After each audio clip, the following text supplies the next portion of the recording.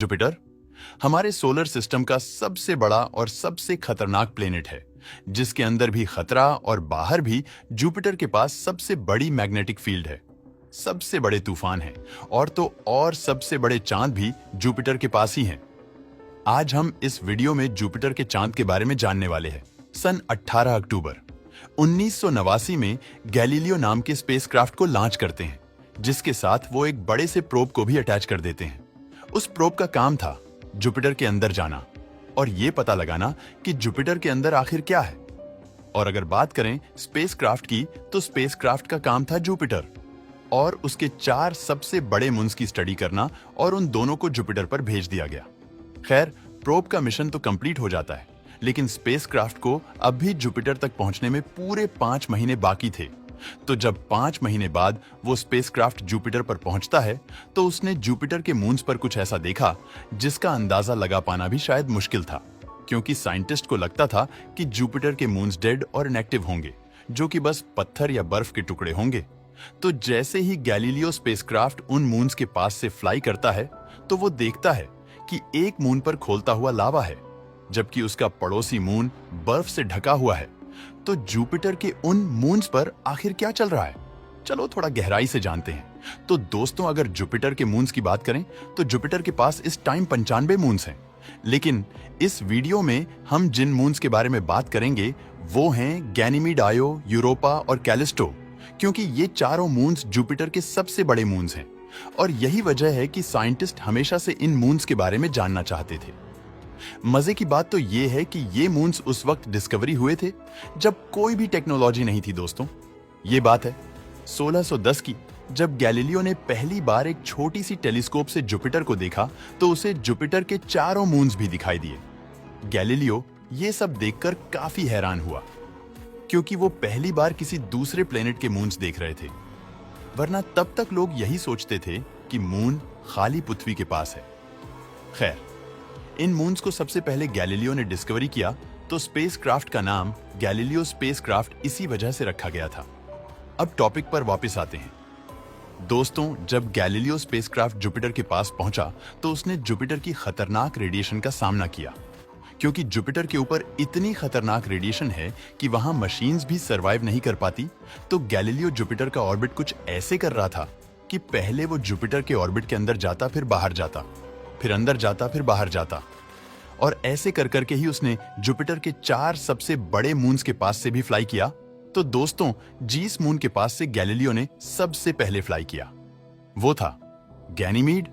तो दोस्तों, जब गैलीलियो गैनीमीड के पास से गुजरा, तो उसने कुछ ऐसा देखा जो कि बिल्कुल अनएक्सपेक्टेड था। दोस्तों, गैनीमीड हमारे सोलर सिस्टम का सबसे बड़ा चांद है, जो कि साइज में मरकरी और प्लूटो से भी ज्यादा बड़ा है। जब गैलीलियो ने गैनीमीड के पास से फ्लाई किया, तो उसने ये कंफर्म किया कि गैनीमीड के पास अपनी एक मैग्नेटिक फील्ड है, जो कि गैनीमीड खुद बना रहा है।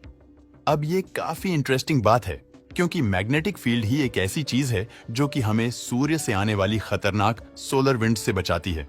और मैग्नेटिक फील्ड एक ऐसा कंपोनेंट है जो कि लाइफ के लिए बेहद जरूरी है। तो गैनीमीड हमारे पूरे सोलर सिस्टम का इकलौता ऐसा चांद है जिसके पास अपनी मैग्नेटिक फील्ड है, और गैनीमीड की क्रस्ट के नीचे समंदर है, जिसे अब तक देखा तो नहीं गया, लेकिन उसके होने के स्ट्रांग एविडेंस मिले हैं। साइंटिस्ट ने देखा कि जब गैनीमीड की मैग्नेटिक फील्ड जुपिटर की मैग्नेटिक फील्ड से टकराई, तो गैनीमीड पर अरोराज दिखाई दिए, जो कि कहीं ना कहीं ये इंडिकेट करते हैं कि गैनीमीड के नीचे पानी है। और हब्बल टेलीस्कोप ने भी ये कंफर्म किया कि गैनीमीड के नीचे एक बहुत बड़ा समंदर है, जो कि पृथ्वी पर मौजूद समंदरों से भी 10 गुना ज्यादा गहरा है, और उसका पानी इतना ज्यादा है कि अगर पृथ्वी के सारे समंदर मिला दिए जाए, तब भी वो गैनीमीड के पानी से कम बनते हैं। दोस्तों, गैनीमीड के बाद गैलीलियो ने कैलिस्टो के पास से फ्लाई किया और उसकी बहुत सारी डिटेल्स कैप्चर की। तो अगर कैलिस्टो की बात करें, तो कैलिस्टो जुपिटर का दूसरा सबसे बड़ा चांद है। कैलिस्टो की सबसे खास बात यह है कि इसके पास एक बहुत ही अजीब सरफेस है। दोस्तों, जब गैलीलियो कैलिस्टो के पास से गुजरा, तो उसने हमें यह बताया कि कैलिस्टो के पास हमारे सोलर सिस्टम की सबसे पुरानी सरफेस है, और इससे पुरानी सरफेस अब तक किसी भी प्लेनेट या मून पर नहीं देखी गई, जिसका अंदाजा आप इस बात से लगा सकते हो कि कैलिस्टो पर हमारे सोलर सिस्टम के सबसे ज्यादा क्रेटर्स यानी गड्ढे हैं, और वो कोई आम गड्ढे नहीं है, क्योंकि अगर हम उन गड्ढे को माइक्रोस्कोपिक लेवल पर देखते हैं तो पता चलता है कि उन गड्ढे के अंदर छोटे छोटे हजारों गड्ढे और हैं, जो कि कहीं ना कहीं इस बात की तरफ इशारा करते हैं कि कैलिस्टो का इतिहास बहुत ही भयानक गुजरा होगा। कैलिस्टो पर हजारों या फिर लाखों सालों तक एस्टेरॉयड की बारिश हुई होगी, जिसकी वजह से कैलिस्टो का ये हाल हुआ होगा। अब चलते हैं तीसरे मून की तरफ। दोस्तों, कैलिस्टो के पास से फ्लाई करने के बाद अब बारी थी आयो की। गैलीलियो आयो के पास से फ्लाई करता है तो वहां का नजारा सबसे अजीब देखने को मिलता है। इन फैक्ट गैलीलियो ने आयो पर एक ऐसा मंजर देखा जिसे देखने के बाद साइंटिस्ट को यकीन ही नहीं हो रहा था, क्योंकि अब तक डेड मून समझ रहे थे। वो सबसे ज्यादा एक्टिव मून निकलेगा और वह हमारे सोलर सिस्टम की सबसे ज्यादा वॉल्केनिक एक्टिविटी देखने को मिलेंगे। जी हां दोस्तों, आयो जुपिटर का तीसरा सबसे बड़ा मून है। जब गैलीलियो आयो के पास से गुजरा तो उसने देखा कि आयो पर लगभग 400 वोल्केनोज हैं, जो कि हाई एक्टिव हैं। इतने एक्टिव वोल्केनोज आज से पहले किसी भी प्लेनेट या मून पर नहीं देखे गए, क्योंकि आयो का एनवायरनमेंट ऐसा जैसे कोई जहन्नुम हो। आयो पर हर जगह लावा ही लावा है। वहां लावा के बड़े बड़े फव्वारे देखने को मिलते हैं, जिनकी हाइट लगभग 500 किलोमीटर तक चली जाती है, जो कि इतनी ज्यादा हाइट है कि उसे इमेजिन कर पाना भी मुश्किल है।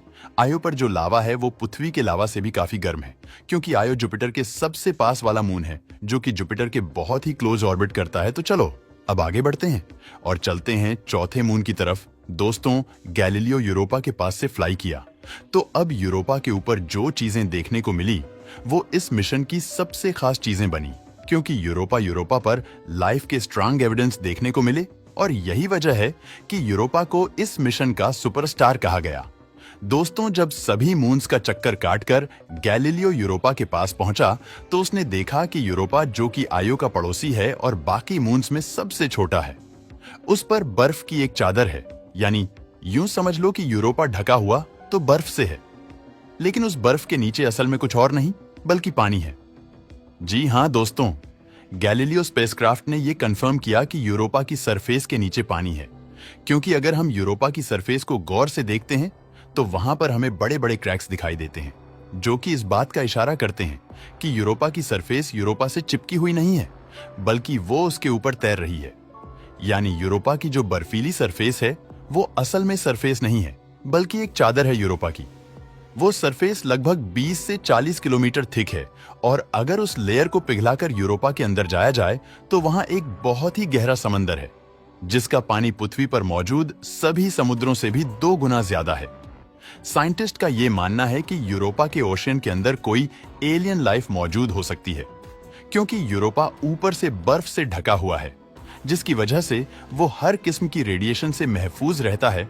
तो हो सकता है कि उस समुद्र के अंदर हमें कोई एलियन प्रजाति तैरती हुई नजर आ जाए, और अगर ऐसा हुआ तो ये पहली बार होगा कि पृथ्वी के अलावा लाइफ को कहीं और देखा जाएगा। आज के लिए बस इतना ही। वीडियो पसंद आया हो तो लाइक और शेयर करें।